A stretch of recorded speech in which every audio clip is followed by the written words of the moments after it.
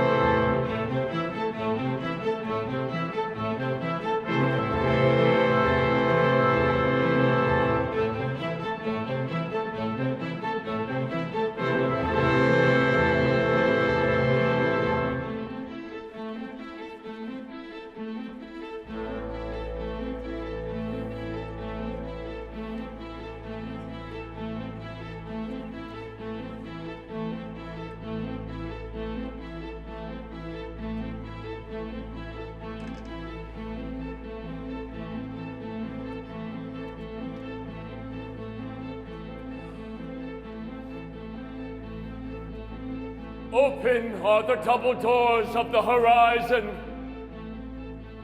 Unlocked are its bolts. Clouds darken the sky.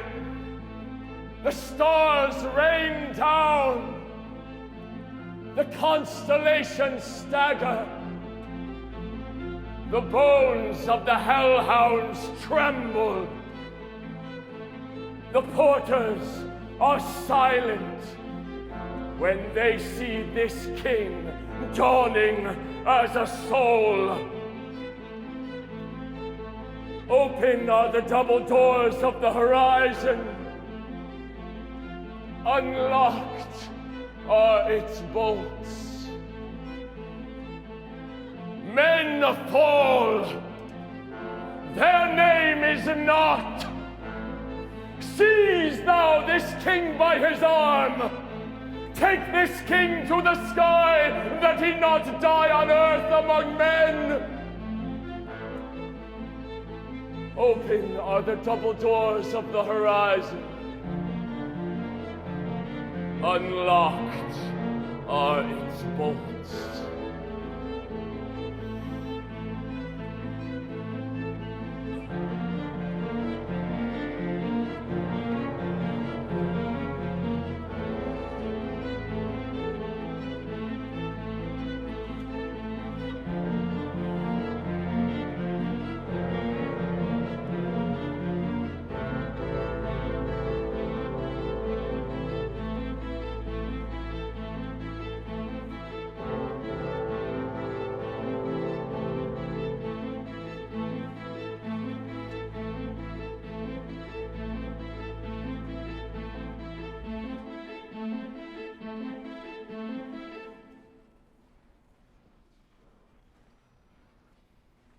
He flies who flies.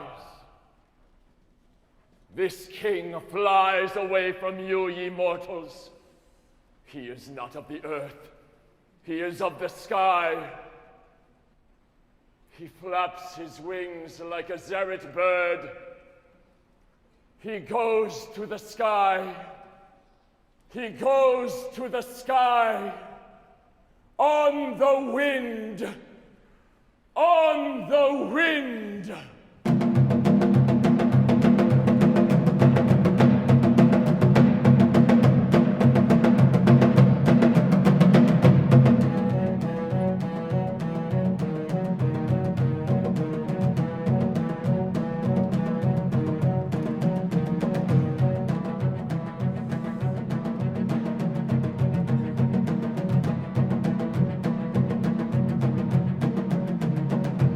Come, come,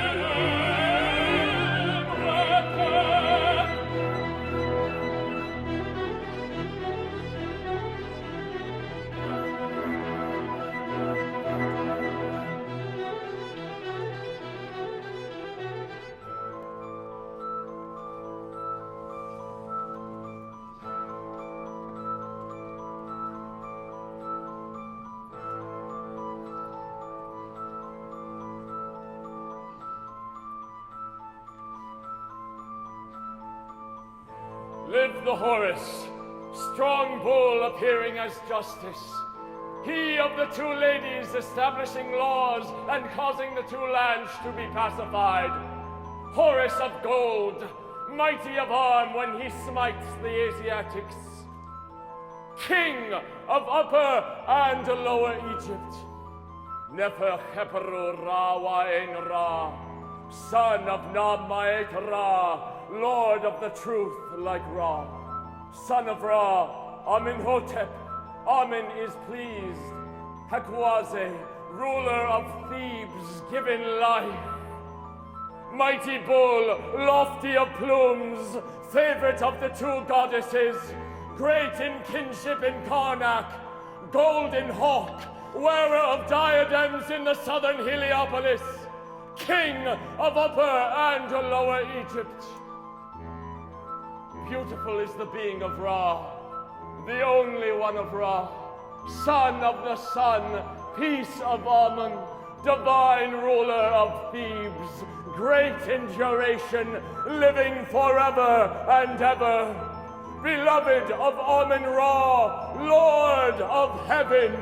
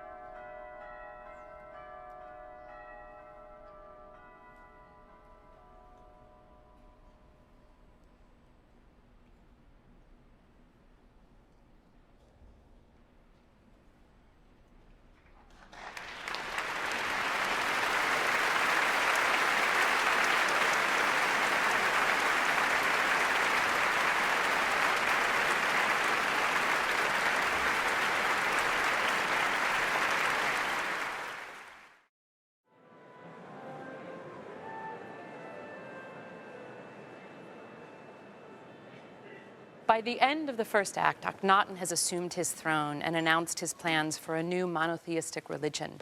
Now it's time for him to set his plans in motion. Here is Act 2 of Akhenaten.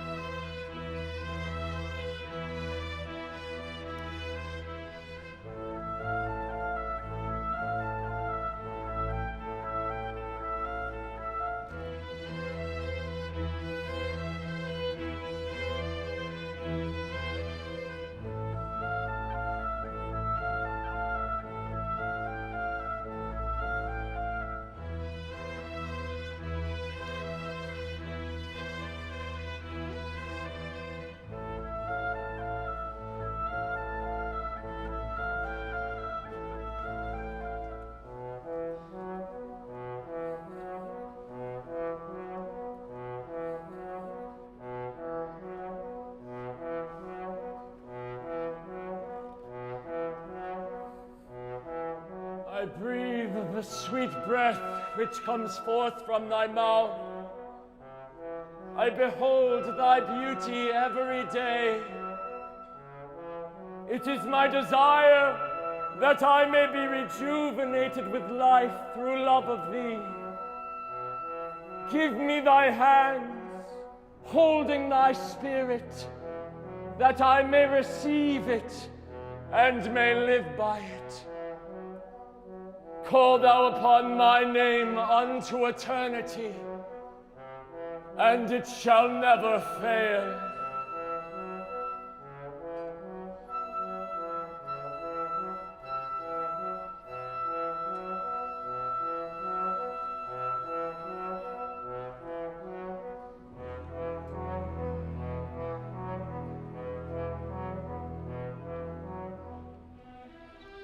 I breathe the sweet breath which comes forth from thy mouth.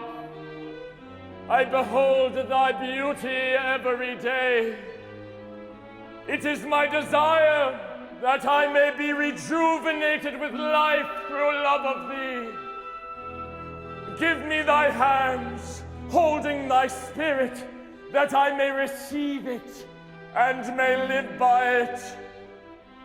Call thou upon my name unto eternity, and it shall never fail.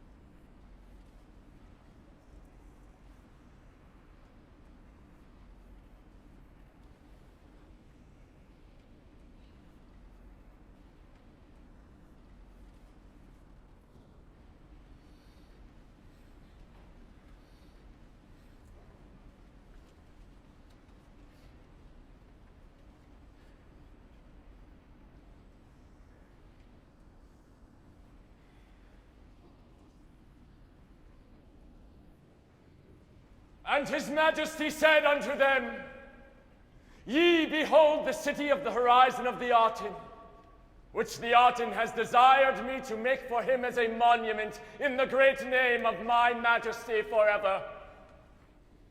For it was the Aten my father that brought me to this city of the horizon. There was not a noble who directed me to it. There was not any man in the whole land who led me to it, saying, It is fitting for his majesty that he make a city of the horizon of Aten in this place. Nay, but it was the Aten my father that directed me to make it for him. Behold, the Pharaoh found that this site belonged not to a god nor to a goddess. It belonged not to a prince nor to a princess. There was no right for any man to act as owner of it. I will make the city of the horizon for the Aten my father in this place. I will not make the city south of it, north of it, west of it, or east of it. I will not pass beyond the southern boundary stone southward, neither will I pass beyond the northern boundary stone northward to make for him a city of the horizon there.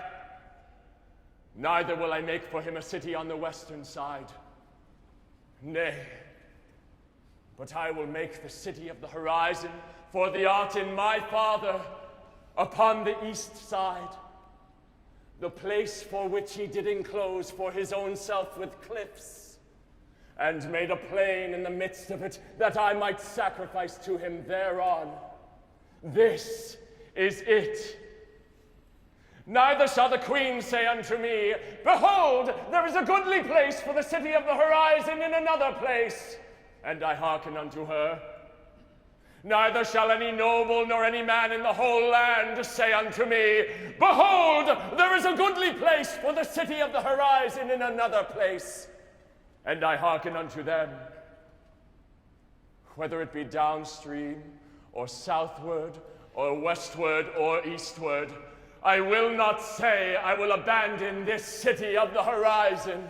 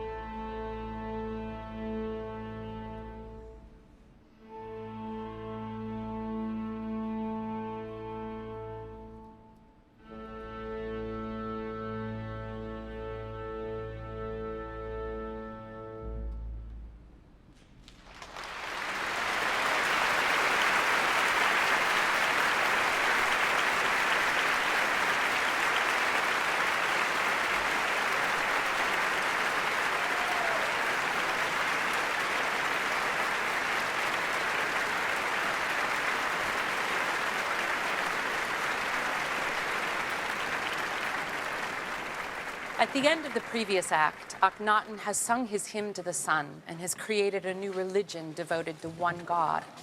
But he was too far ahead of his time, as we will see in the concluding act of Akhenaten.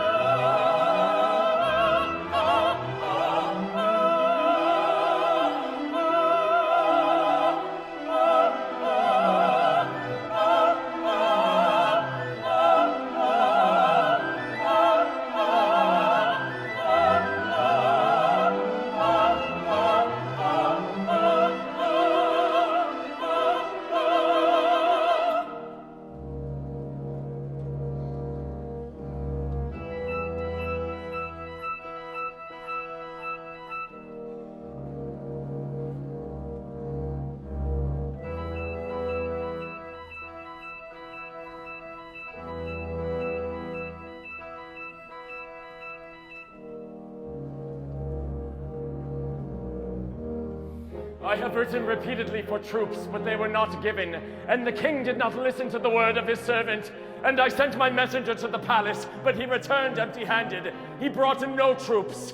And when the people of my house saw this, they ridiculed me like the governors, my brethren, and despised me. The king's whole land, which has begun hostilities with me, will be lost. Behold the territory of Zaire as far as Carmel. Its princes are wholly lost, and hostilities prevail against me. As long as ships were upon the sea, the strong arm of the king occupied Nahoreen and Kosh. But now the Apiru are occupying the king's cities. There remains not one prince to my lord the king. Every one is ruined. Let the king take care of his land, and let him send troops. For if no troops come in this year, the whole territory of my lord the king will perish. If there are no troops in this year, let the king send his officer to fetch me and his brothers, that we may die with our lord the king. Verily thy father did not march forth nor inspect the lands of the vassal princes. And when thou ascended the throne of thy father's house, Eptashirta's sons took the king's land for themselves. Creatures of the king of Mitanni are they, and of the king of Babylon, and of the king of the Hittites. Who formerly could have plundered Tunip without being plundered by Thutmose III? The gods of the king of Egypt, my lord, dwell in Tunip. May my lord ask his old men if this not be so. Now, however, we belong no more to our lord, the king of Egypt. And now Tunip, thy city, weeps, and her tears are flowing, and there is no help for us. For 20 years we have been sending to our lord, the king of Egypt, but there has not come to us a word. No, not one.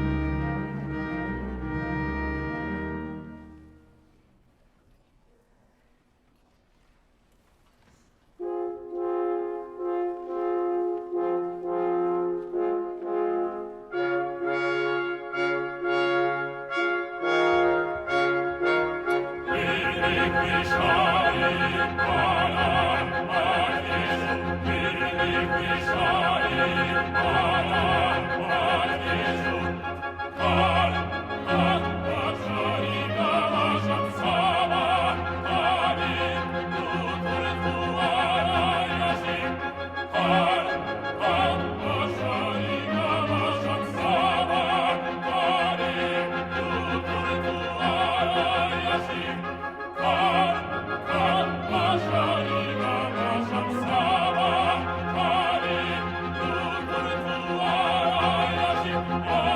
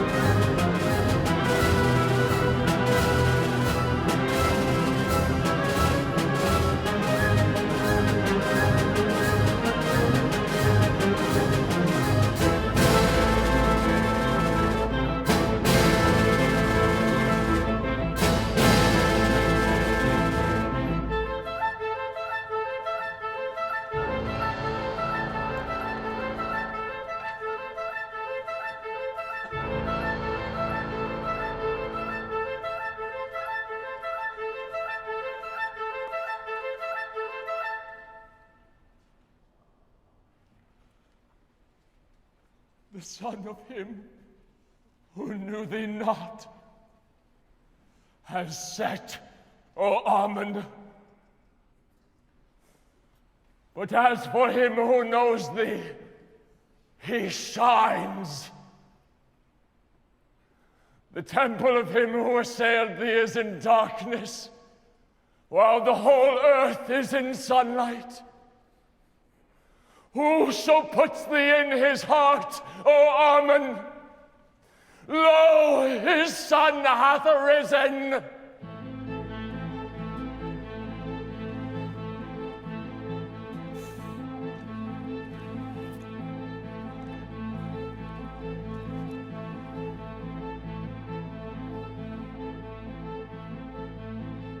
The new ruler, performing benefactions for his father Amun and all the gods, has made what was ruined to endure as a monument for the ages of eternity. And he has expelled the great criminal, and justice was established. He surpassed what had been done previously. He fashioned his father Amun upon 13 carrying poles, his holy image being of fine gold, lapis lazuli, and every august costly stone, whereas the majesty of this august god had been upon 11 carrying poles. All the property of the temples has been doubled and tripled and quadrupled in silver, gold, lapis lazuli, every kind of august costly stone, royal linen, white linen, fine linen, olive oil, gum, fat, incense, myrrh, without limit to any good thing. His Majesty, life, prosperity, health, has built their barks upon the river of new cedar from the terraces. They make the river shine.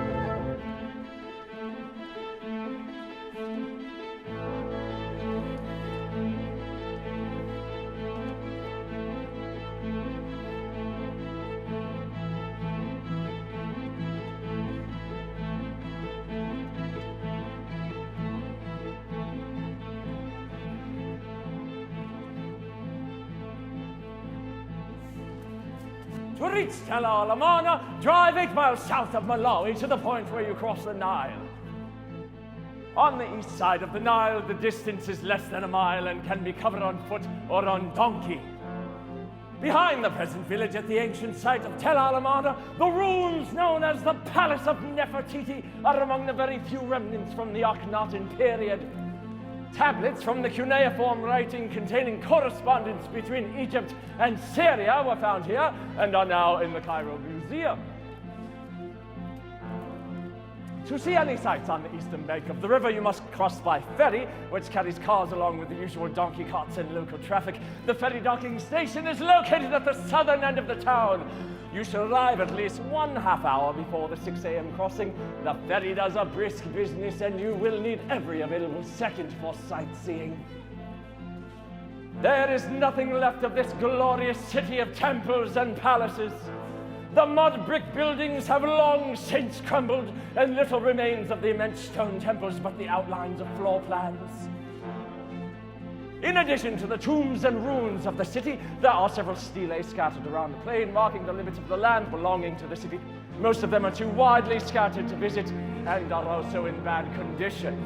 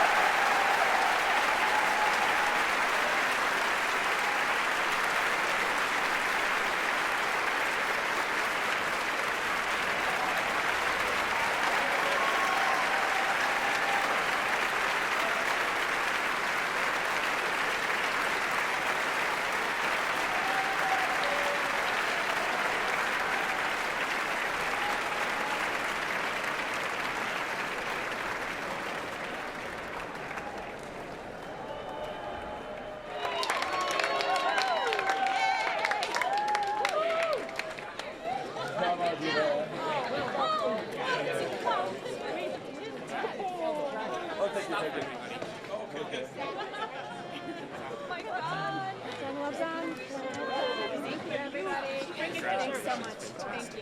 Thank you. It's great class. Yes, I will.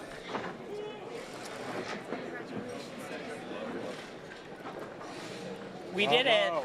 Woo! Bravo. I'm free.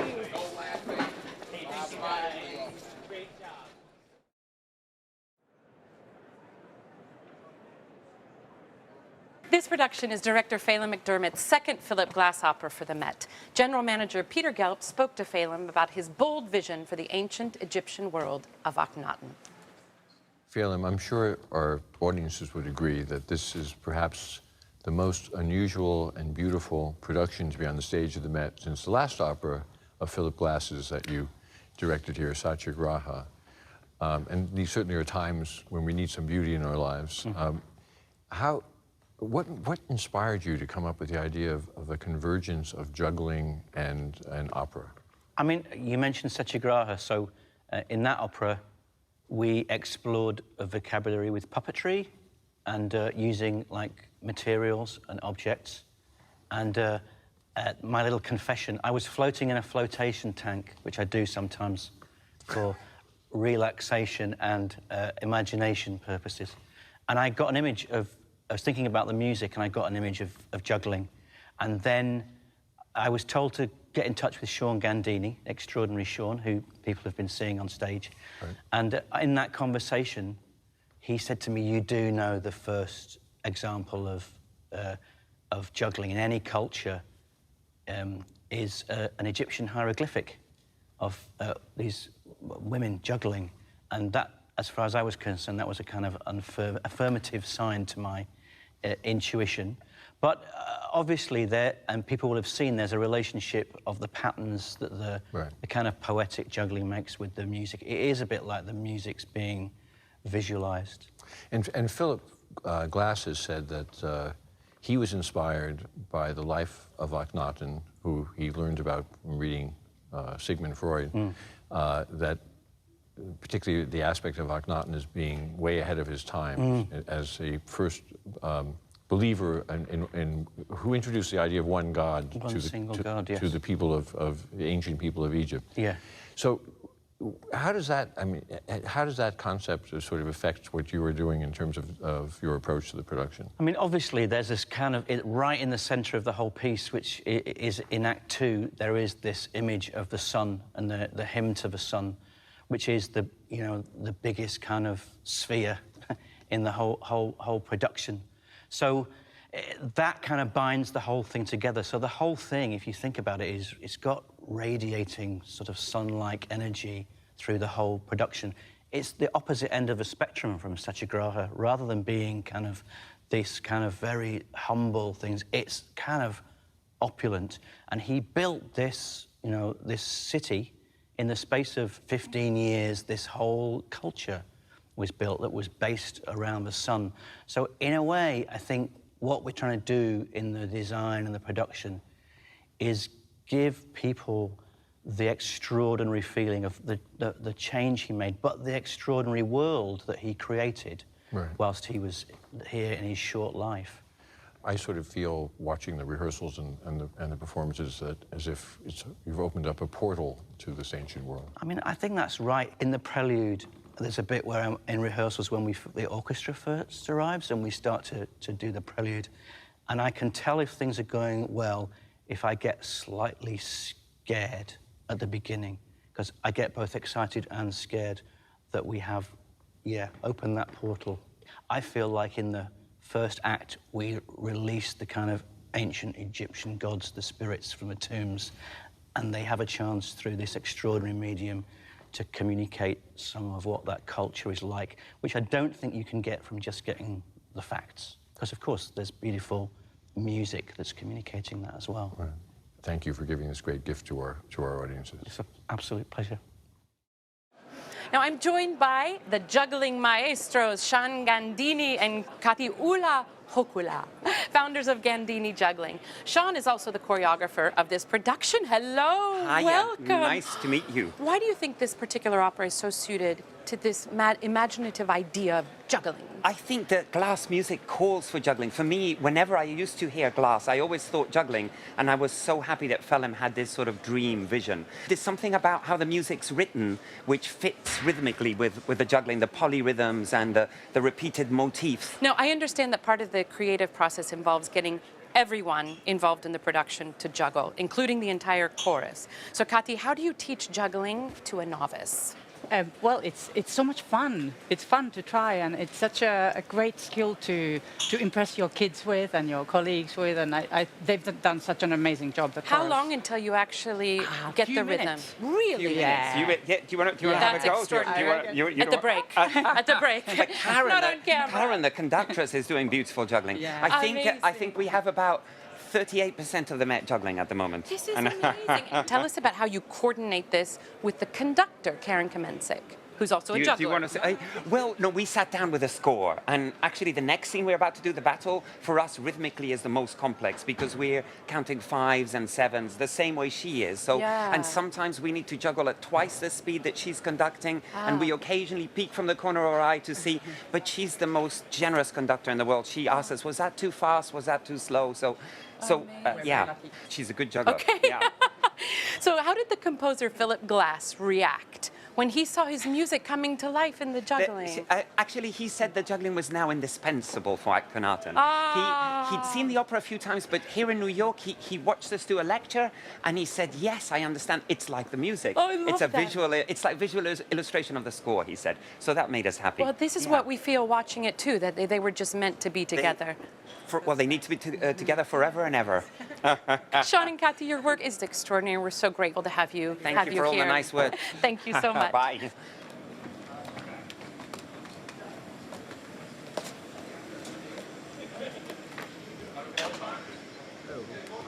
And now the moment we've all been waiting for, my good friend and the astonishing talent, Anthony Roth Costanzo. I'm having a hard time looking at you. I can't look at you, Joyce. I love you so much. I love you because what you're doing here is just, it's extraordinary. And I almost hesitate to sort of break the spell, but you've just finished really one of the opera world's most gorgeous arias, but still unknown to the general opera-loving population, not any longer after today. Would it be fair to ask if this is the pinnacle moment of the opera for you? It definitely is, and it's a tightrope walk, which is what makes it so exciting, and it's so personal. You know, it's the only thing in the opera in English, and it's because Akhenaten, I feel, is having a prayer with his God by himself, so we hear his thoughts.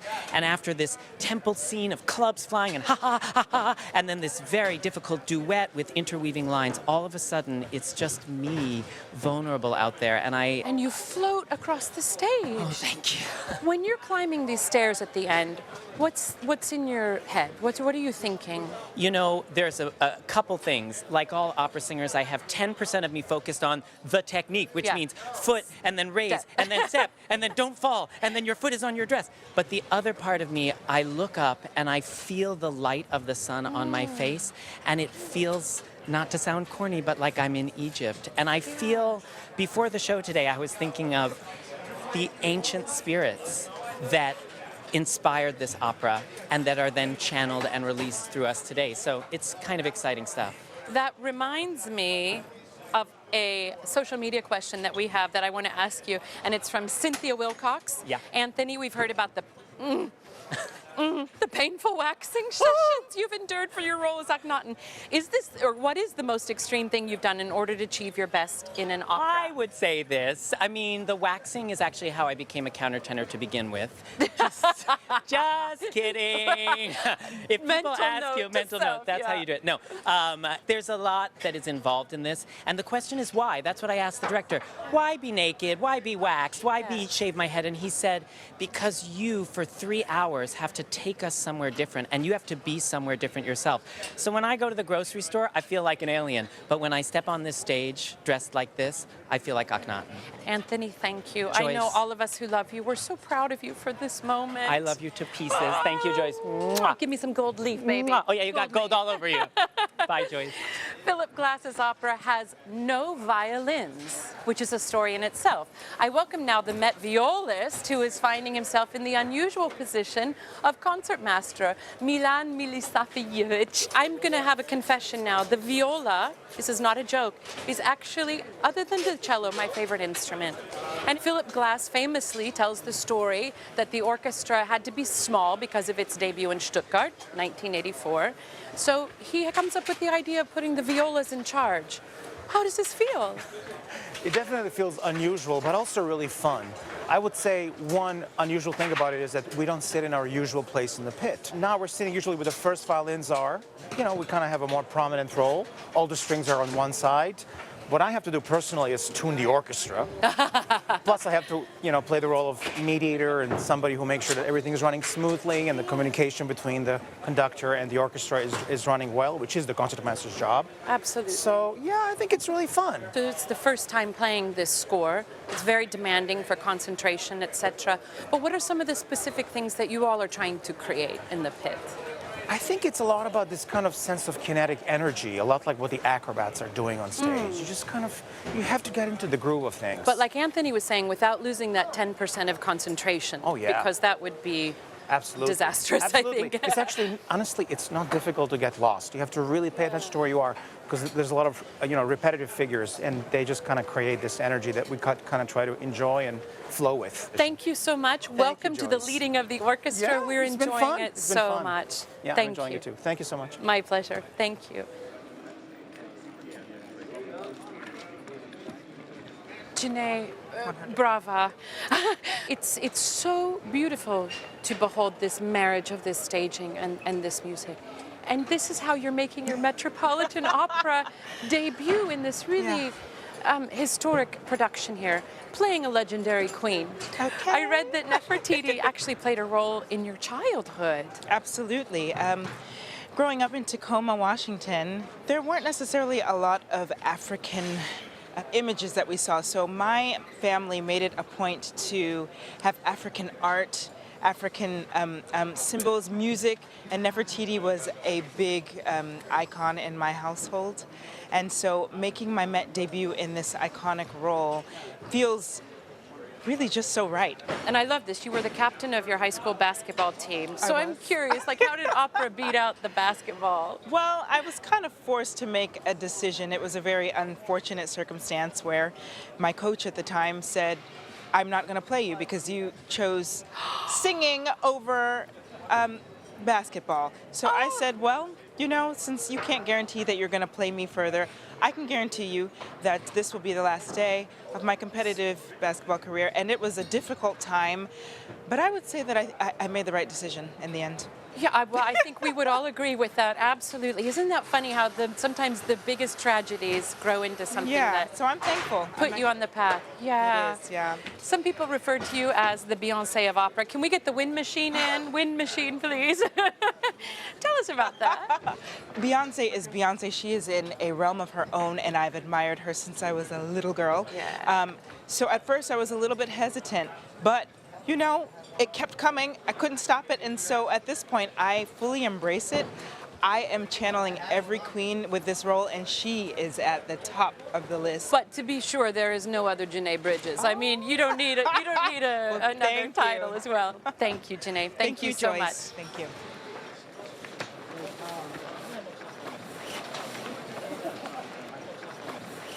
I'm in the conductor's dressing room with Karen Kamensik. Hello, Maestro. Hello. I'm just mesmerized by this production today, the performance and the music. As the commander-in-chief of all these astonishing musical forces, what's your priority? What are you striving for in the performance in terms of the ensemble, the chorus, the soloists, the juggling? The juggling. I'm just trying to keep everyone calm. This is a very, very difficult piece for everyone, and they profit from giving their best, playing their A game if I'm absolutely calm, and just kind of a pole of tranquility that they can focus on when they need me.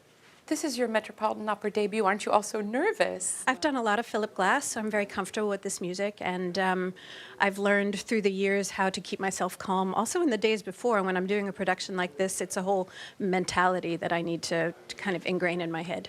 You mentioned that Philip Glass, you've been doing a lot of his music. He's been such a fundamental part of your career as well.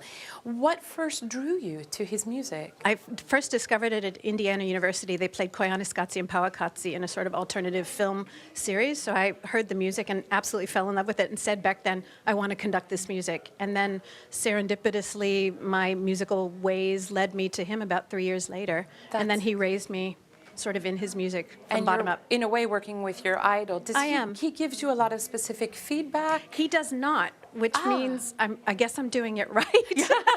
I mean, he's always very supportive and very complimentary, and I suppose if I did anything wrong, he would express a wish. But up until now, it's been just positive. What effect is having the sound of the orchestra when it's being led by the violas? Well, it's really new. I mean, it's very rich, so I feel very grounded when I hear that sound, and that in tandem with Anthony's countertenor voice is a very unique sound and very fulfilling. Actually, the high frequencies are kind of missing, so you can kind of settle, and it's a different kind of flow, a different kind of meditation. This orchestra is used to playing such a wide variety of styles, but not with a whole huge history of glass. So what does this score demand of them? Absolute concentration in a different way than the regular repertoire. It's very naked, so there's a lot of unison playing, which brings in tuning issues that they may not be familiar with. So it's been kind of like taking a lump of clay and honing it down each day a little bit more until they get comfortable in this new language that they're speaking. And rhythmically, you know, I'm a bit of a metronome there for them, and we learn a lot about rhythmic integrity. Western classical music tends to steal little bits of beats or the fourth beat and to lurch towards the downbeat. And this is really sitting back in the saddle and letting the horse kind of just go along how it needs to. And it's the most difficult thing of all, that simplicity. To let it go when there's nothing to do nothing. Yeah. Yeah. Thank you for this experience. Thank I you know so all of us much. watching will never forget it. It's a pleasure. Thank you, Maestro. Thank you. Thank you.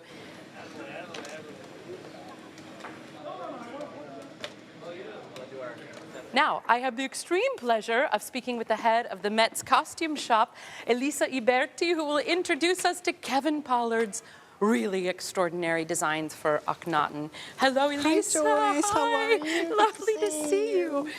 Do you and your team, I mean, you must get extra inspired when you see these designs come across your desk and you get to start working on them. With working with Kevin, it's always this amazing discovery. Like, we never know what he has up his sleeve. So this is just his imagination. It's an homage to the period. I mean, you can sort of read this like a hieroglyphic of itself. Yeah. And from stage, this glistens, you know, and then up close you have this little discovery of all these little components. When I spoke with Kevin in detail about this, if you sort of zoom in on all of these little doll heads and all the gems that are here, I mean, he's stacked this with the storytelling that's going on stage, and he's created this world of a timelessness, which we'll see when it becomes more of a prop in the end.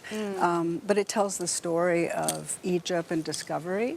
And it's really based on some classic Elizabethan costume research, because there is a hoop underneath it, and he wanted to tie the two times together. Oh, I love it. How much does this weigh? I'm going to say it's somewhere between 30 and 40 pounds. One of my favorite quotes from Kevin during The Enchanted Island was, "Honey, Joyce, more is more." And in this case, in this production of Egypt, I mean, it holds true. Elisa, on behalf of everybody watching, thank you for the dedicated work of you and your team. You guys are in the midst of hundreds of costumes, thousands of costumes, and to pull this off for us is just a feast. Thank you so much. Thank you.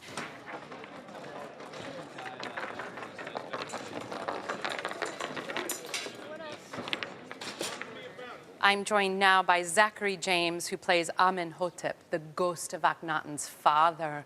Hello, Zach. Hello, hello.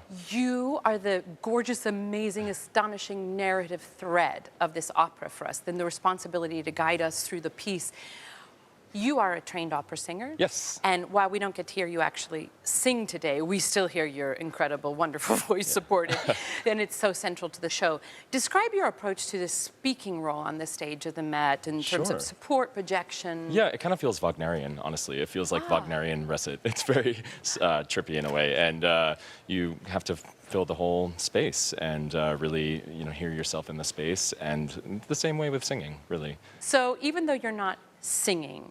Philip Glass has inscribed the spoken lines like a role. So Yes. what kind of, is it like recitative? It gives you a lot of freedom? It truly is. And I have to watch Karen, the conductor, because there are times when I see that she starts a 4 pattern that I have 3 measures to finish before the orchestra explodes. So it's all really timed out, and you really have to be a musician with it. It's quite complicated.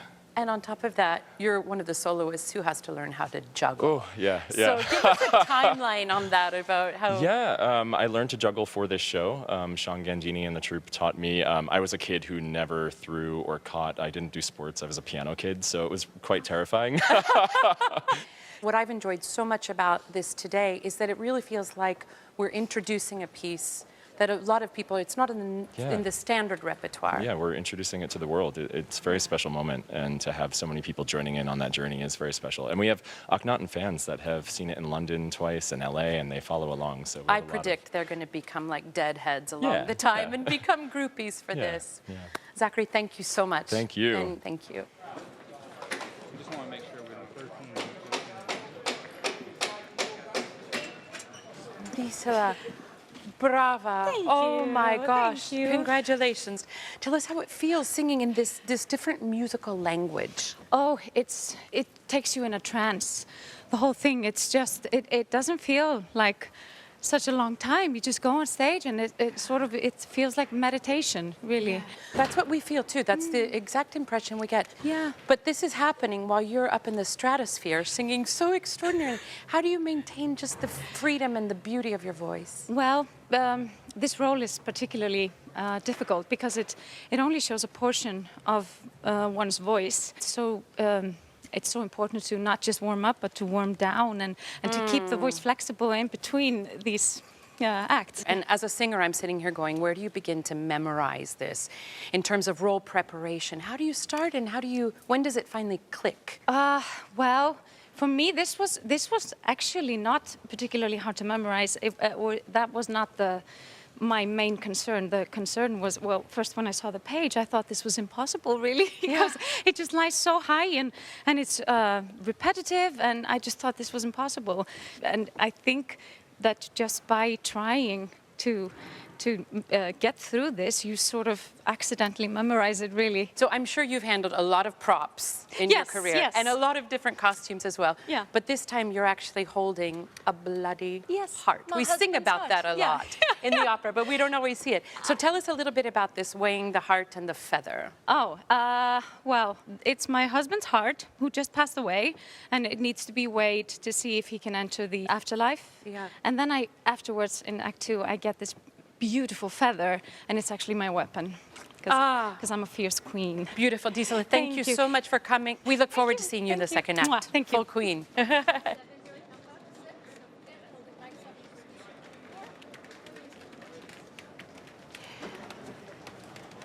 I'm joined now by bass Richard Bernstein, who plays Nefertiti's father. Baritone Will Liverman, who plays General Horemhab, and tenor Aaron Blake, who sings the High Priest of Amun. Hello, gentlemen, and your headdresses. Hi, Hello. These are some extraordinary costumes. I mean, up close, it's unbelievable, not to mention the makeup. I'm a little jealous. I'm taking notes. Tell us about these, and what are the challenges of using them and showing them and singing with them? These are obviously a little bit heavier pieces than we would wear in everyday life. Yeah. So it takes a little bit of time to get used to carrying them around, and I have this fab cape, so I get to show it off to the audience a few times. Yes, you do. I think my costume feels fabulous. I mean, it was designed brilliantly by Kevin Pollard. I love them. The hat symbolizes fear and death. You don't really see it in this, but his backstory is very political. He actually becomes the pharaoh after Tutankhamun dies and actually take it over. We have a war. Yep. So yeah, I get it. The costume helps. Richard, you're one of the go-to artists here at the Met, having sung an astonishing 34 different roles over the years. How does this one become memorable for you? How does it stand apart? Oh, that's a very easy question. I've made some really wonderful new friends. These two gentlemen right here. Yeah. It's such an ensemble piece. We've had this incredible rehearsal process that second to none, really. Yeah. Working with Phelan McDermott, and with all the collaborators. Yeah. Will this production require singers who move in this very slow, stylized way, which of course fits the music perfectly? Yeah. I'm saying it sort of expands in this way that is just extraordinary. Yeah. What's your approach to integrating the movement so that the singing and all just feels organic? For me, I'd say it really, the things that I do really, I go off of what Aaron and Richard do, honestly, because it is an ensemble piece, and even though we have our individual characters within that, we're always together and we kind of move as a unit. So whenever I feel Aaron doing something, I sort of play off that and connect with what he's doing, and we feel each other's energies and sort of create something new each time. Honestly, it's different every time we do it. Absolutely. Thank you, gentlemen. Thank I hope you you have so a lot much. of photos in these Yes, pictures. they're And I'm the sure your best. kids are loving it. I love it. Thank you guys so Thank you. much. Thanks, Joyce. Thank Thank you. you.